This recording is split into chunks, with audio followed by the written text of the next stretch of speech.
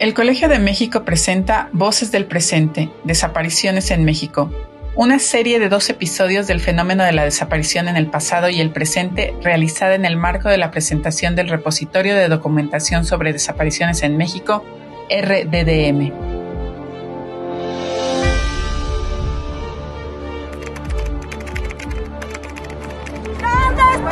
¿Dónde están nuestros hijos? ¿Dónde están?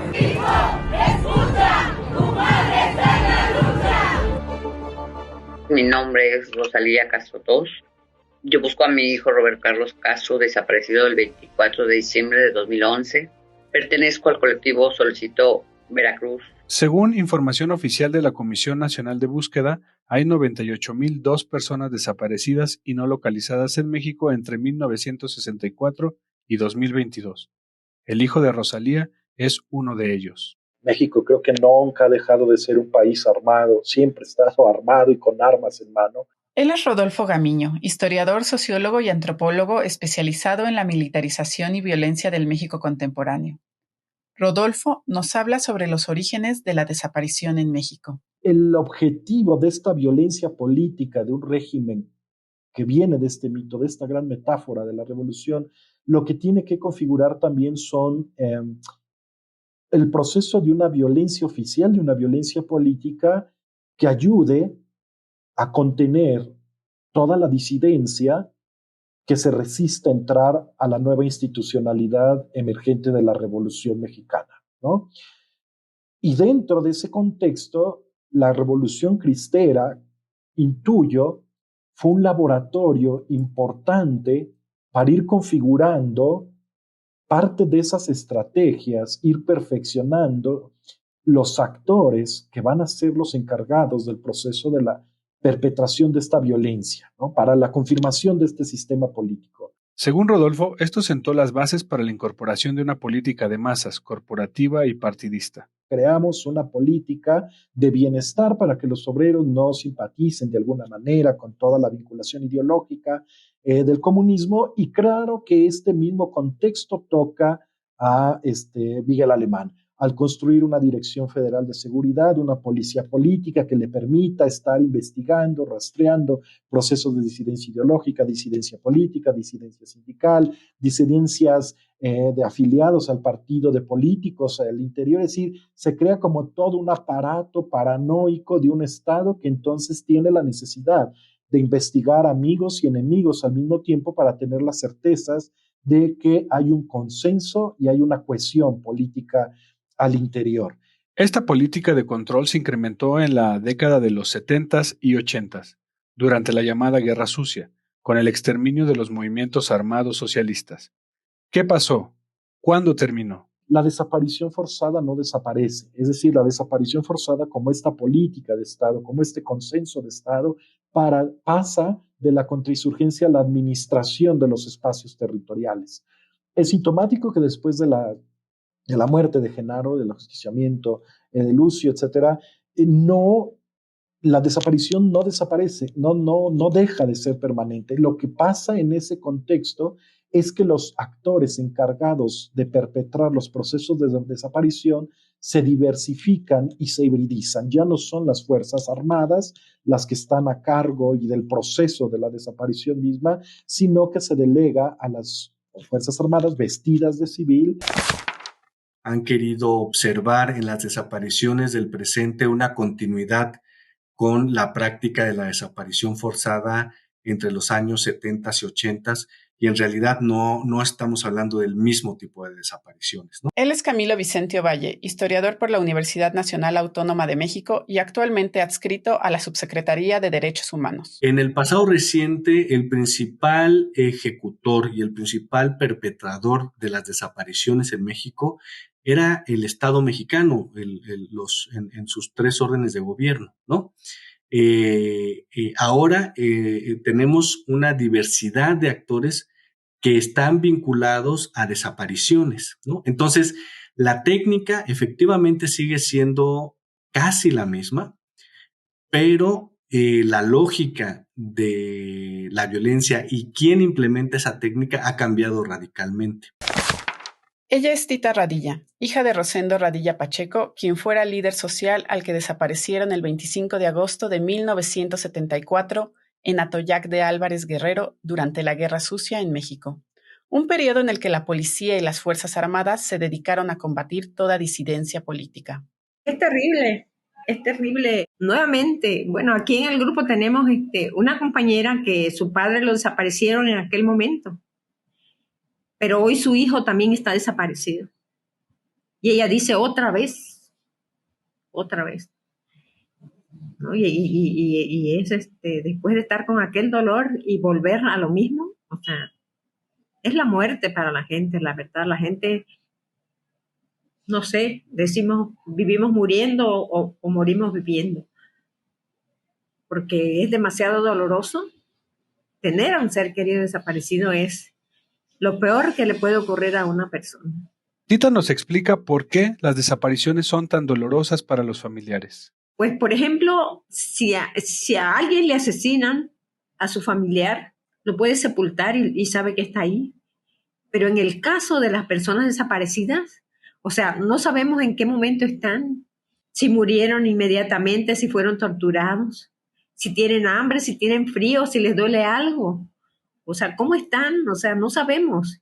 Y precisamente esa es la tortura que vivimos los familiares, por no saber qué está ocurriendo con él o ella, si está bien, si está mal, o sea, ¿qué está pasando? ¿Qué está pasando con ella? O sea, y pues la mente se imagina uno lo peor siempre, lo peor. Es por eso que la desaparición de una persona es el acto más cruel y el dolor más profundo, más grande. Ella es Rosalía Castro, del colectivo Solecito, quien nos habla sobre el perfil del desaparecido del presente en México. Pues bueno, mira, hay muchos perfiles, ¿no? Porque la mayoría son jóvenes y también el crimen organizado recluta jóvenes, ¿no? Para que sean halcones, para que los entrena, para que sean sicarios. Muchas veces los reclutan. Los chicos andan bien, pero los reclutan, ¿no? También gente, bueno, mi hijo, pues era, bueno, para mí joven, ¿no? Es joven, pero tenía 38 años. Tenía 38 años en ese entonces, ahorita tiene 48 porque yo ya cumplí 10 años. Y bueno, él, profesionista, empresario, bueno, hay de todo, ¿eh? Hay del crimen organizado, hay desaparición forzada por algún elemento de alguna institución y también hay por particulares. O sea, en el colectivo, bueno, sí, la mayoría son desapariciones forzadas, la mayoría que tiene que ver la autoridad, pero también, digo la mayoría, pero bueno, también tenemos, como le dije, por el crimen organizado y por particulares también. Nosotros también ya hemos sido amenazadas por los políticos, que no les conviene que les digamos sus verdades. Entonces, nuestro principal objetivo es encontrarlos, ¿no? Ya, verdad y justicia, pues ahí están las autoridades que se encarguen, ¿no? Porque nosotros siempre que damos una declaración decimos, no busco culpables, solamente busco a mi hijo, ¿no? Y eso nos ha salvado y de que no nos hayan ya matado, ¿no? Rosalía dice que las autoridades no pueden hacer su trabajo, aunque quisieran, porque carecen de las capacidades, recursos y personal para hacerlo. Un contubernio en todo, ¿no? O sea, ya con 10 años que tengo, veo que muchas veces uno dice es un contubernio, esto, lo otro, pero también hay que ver, hay pocos fiscales, muy poco presupuesto, hay pocos ministeriales para investigación. Entonces, como yo digo, a ver, ¿qué tiempo le va a dedicar, por decir, mi fiscal a mi carpeta si son 80 tomos? Y tiene 500 expedientes de 500 personas. Bueno, pero ni siquiera voltearlo a ver, ¿no? Rosalía Castro recibió el rechazo de la sociedad ante la desaparición de su hijo y su demanda de justicia. Al principio no, al principio uno recibe el rechazo de la sociedad, la revictimizan a uno. Es muy fuerte, porque siempre, la autoridad siempre vendía esa idea, ¿no? Si se lo llevaron es porque en algo andaba, ¿no? Pues que lo demuestre. Entonces, nosotros estamos demostrando que cualquiera persona puede caer en esta tragedia, cualquiera. Tú sales y no sabes si vas a regresar. La sociedad es fácil para juzgar. Mientras no estés en los zapatos, es fácil de juzgar. Rodolfo Gamiño piensa que las capacidades de los colectivos de víctimas hacen evidente el fracaso del Estado mexicano. ¿Por qué se está dejando a los familiares, a las mamás, papás, primos, hijos, etcétera, hermanos, se les está indilgando todo un proceso de responsabilidad de su ausencia? Deben convertirse en buscadoras, deben convertirse en buscadores, deben conocer el lenguaje jurídico, deben acercarse a la lógica operativa de los ministerios, de los registros civiles, es decir, toda esa burocracia espesa que trabaja en consonancia con los mismos procesos, ¿no?, de desaparecer 2 veces, de borrar, ¿no?, los encargados de borrar la existencia de ese cuerpo desaparecido, deben aprender esas lógicas. Para Rodolfo, la legislación mexicana también es parte del problema. Y generaron una ley de víctima. Y cuando uno ve la ley de víctima del Estado, no está haciendo caso ni está tomando en cuenta las movilizaciones de los colectivos de familiares, ni lo que están demandando ahora. La Ley General de Víctimas hay que revisarla. Es construir una víctima con B mayúscula, ¿no? El cuerpo desaparecido, violentado, sepultado en la fosa, el feminicidio, es decir, esa es la víctima con B mayúscula, pero la víctima con B minúscula es el familiar que lo busca. Y eso nos mete en un vericueto en donde como víctima no está contemplado como sujeto, digamos, jurídico, está vaciado de todo contenido político también. Es una víctima, ¿sí? Y es un proceso de revictimizar, pero también de invisibilizar lo político, lo jurídico que está detrás de todas estas movilizaciones y de todos estos discursos. Llega a tal grado el cinismo del Estado, gobierno federal y estados locales, de regalarles a estas víctimas lo necesario para que busquen a sus familiares. Botas, palas, sombreros, pañuelos, brochas, baldes. Es decir, es la ignominia total que las respuestas oficiales a estos nuevos actores que la libraron de vivir su ausencia en lo privado, brincan a lo público, sean doble o triplemente burlados y que sus desaparecidos sean doble o triplemente o 3 veces desaparecidos. Ella es Alicia de los Ríos Merino, quien comparte nombre y apellidos con su madre desaparecida desde 1978, después de que la detuvieran miembros de la Brigada Blanca en la Ciudad de México. Hija de Alicia de los Ríos Merino y Enrique Pérez Mora, militantes de la Liga Comunista 23 de septiembre. Su padre murió en la ciudad de Culiacán en un enfrentamiento con elementos de la Dirección Federal de Seguridad, integrantes de la Brigada Blanca. Alicia de los Ríos es abogada e historiadora, activista por los derechos humanos y referente entre los colectivos de víctimas y familiares desaparecidos de la Guerra Sucia. Por ejemplo, yo pienso en los colectivos del presente y veo lo que hacen y me parece como wow, ¿no? Pero posiblemente lo que hacen ellas ahora no lo podrían haber hecho las doñas en los 70s, porque el propio contexto lo impediría, ¿no? Es decir, el rastreo de terreno que se hace hoy, donde van acompañadas a veces, porque no siempre hay como el apoyo, las empatías, ¿no?, institucionales, por Comisión Nacional de Búsqueda, o por la propia Guardia Nacional, o por diferentes instituciones. Yo digo, ¿quién hubiera acompañado a las madres a buscar? ¿No? Porque además no se entendía tanto la lógica de la desaparición, ¿no? Mucho tiempo no entendimos qué hacían con ellos, a dónde los llevaban, cómo los tenían, ¿no? En la búsqueda de los desaparecidos, las familias quedan en la orfandad por parte de las autoridades. Los colectivos de víctimas son quienes están buscando a nuestros desaparecidos, cumpliendo las funciones del Estado. Rosalía Castro nos cuenta su experiencia diaria. No, yo todo el tiempo lo tengo dedicado al trabajo de las compañeras. Yo estoy dedicada exclusivamente al colectivo. Claro, mi hijo tiene una tienda de artículos deportivos y pues bueno, cuando yo no salgo, pues ahí me distraigo, pero no dejo el teléfono. El teléfono todo el día. Desgraciadamente uno no quisiera tener una llamada y decir, ¿sabes qué? Hay otro desaparecido, hay otra compañera que quiere entrar, hay otra mamá que está igual.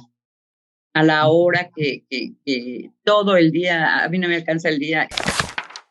También damos contención a las compañeras que se ponen mal, porque hay pocos psicólogos, es lo que pedimos, y asesores jurídicos, pero más que nada asesores. Porque yo, como le comenté al comisionado, le digo, a mí me preocupa mi salud mental, pues yo me estoy echando las contenciones, le digo, y la encargada de psicología cobrando el cheque, y yo voy a terminar en un manicomio, le digo. Entonces, o hace su trabajo o pone otra, ¿no?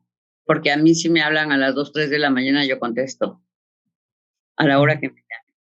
La desaparición de 43 estudiantes de la Escuela Normal Rural Isidro Burgos de Ayotzinapa, Guerrero, el 26 de septiembre de 2014, indignó a la sociedad mexicana y marcó un parteaguas en el país.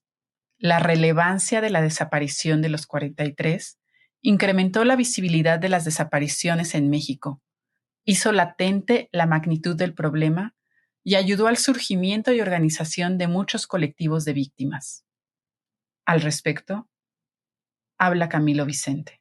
Salvo un corto periodo de tiempo, que yo diría entre el 78, 81, 82 más o menos, en que se dieron movilizaciones realmente masivas por el tema de desaparecidos, nunca más volvió a formar parte, salvo cuando doña Rosario Ibarra de Piedra fue candidata a la presidencia por el PRT, ¿no? Pero fue ese, ¿no? Entonces yo creo que lo que ha sucedido es justo al contrario.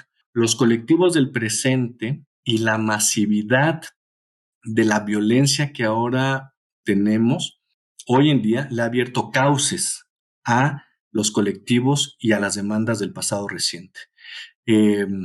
Son de esos casos en que el presente impacta en el pasado, ¿no? El hecho que hayan sido estudiantes normalistas y que haya sido en Guerrero, de alguna manera reactivó en la memoria de ciertos sectores sociales vinculados a la izquierda en México, reactivó en la memoria de estos sectores la memoria de la represión política, ¿no? De los años, de esos años 60 y 70. Yo creo que por eso el caso de Ayotzinapa significó ese engarce, por decirlo de alguna manera. Rodolfo Gamiño comparte esta opinión.